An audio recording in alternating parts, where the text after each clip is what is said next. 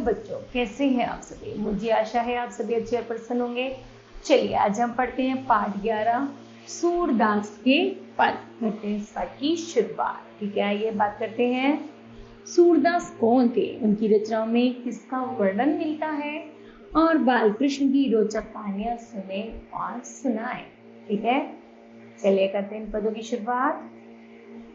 ये पद कृष्ण भक्त कविवर सूरदास द्वारा रचित है। सूरदास का कृष्ण के प्रति अगाध प्रेम था। प्रथम पद में उन्होंने ईश्वर की महिमा का वर्णन किया है, जिसकी कृपा से असंभव कार्य भी संभव हो जाते हैं। द्वितीय पद में कृष्ण की बाल सुलभ चेष्टाओं और लीला का तथा यशोदा माँ के वात्सल्य और स्नेह का वर्णन है। ठीक है, चलिए आइए शुरू करते हैं। पहला पद है चरण कमल बंदो हरि राय। सूरदास जी श्री कृष्ण जी के चरण कमलों की वंदना, श्री कृष्ण जी के चरणों की वंदना एक कमल के साथ करते हैं कि तुम्हारे चरण ऐसे हैं जैसे कमल की पंखुड़ी, जाकी कृपा पगु गिरी लगे, अधे को सब कुछ दर्शाई। यदि जिस पर आपकी कृपा अंधे पर भी बरस जाती है तो उस अंधे को भी सब कुछ दिखने लगता है। बहरो सुनो गूंगा पुनि बोलो, रंग चले सिर छत्र धराए। अर्थात जिस पर आपकी कृपा हो जाती है, गूंगा बोल पड़ता है, बहरा सुनने लगता है, गरीब राजा बन जाता है।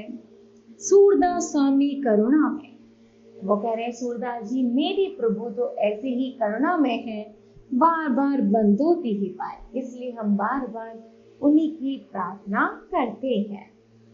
आगे है पद 2 में किलकत काना घुटमन रोए आवर।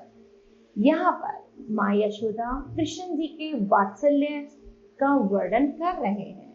वो कह रहे हैं सूरदास जी ने बताया है कि किसी तरह कृष्ण जी जब छोटे थे, बाल्यावस्था में थे, तो अपने घुटमन के बल चलते हुए अपनी माँ यशोदा की तरफ बढ़ रहे हैं और रो रहे हैं, किलकारी मार रहे हैं।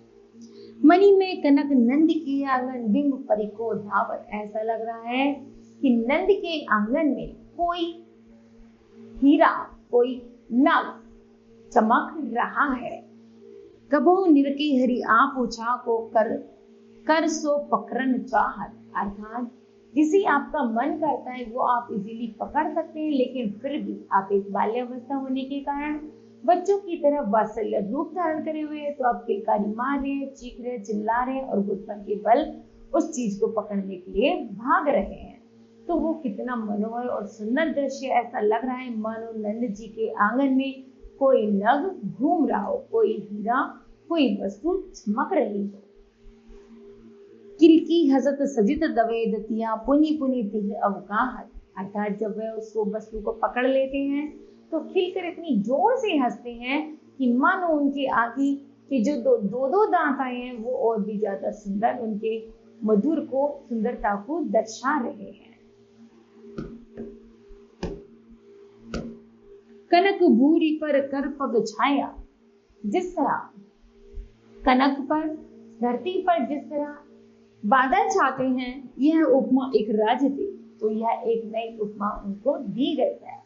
प्रतिकर प्रतिपद प्रतिमान वसुधा कमल बैठी सजती। ऐसा लग रहा है श्री कृष्ण जी छह कमलों के बीच में, पंखुड़ियों की सुंदर कमलों के बीच में बैठे हैं और इतने मनोहर सुंदर दिख रहे हैं। बाल दशा सुख निरखी जसोदा। यशोदा माँ अपने कृष्ण जी की बाल छवि को देखकर बार बार मुस्कुराती है। पुनि पुनि नंद बुलावती, और जो नंद है, जो श्री कृष्ण जी के पिता रूप है, वह उन्हें बार बार अपने पास बुला रहे हैं।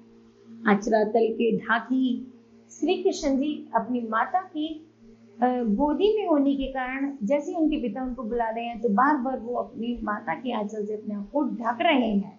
सूर्य के प्रभु को दूध पिलावते, और फिर उसके बाद उनकी माँ अपने आंचल से ढककर श्री कृष्ण जी को दूध पिला रही है। सूरदास जी माँ यशोदा के प्रेम का बखान कर रहे हैं कि ठीक है, इस तरह बच्चों यह पद समाप्त होते हैं।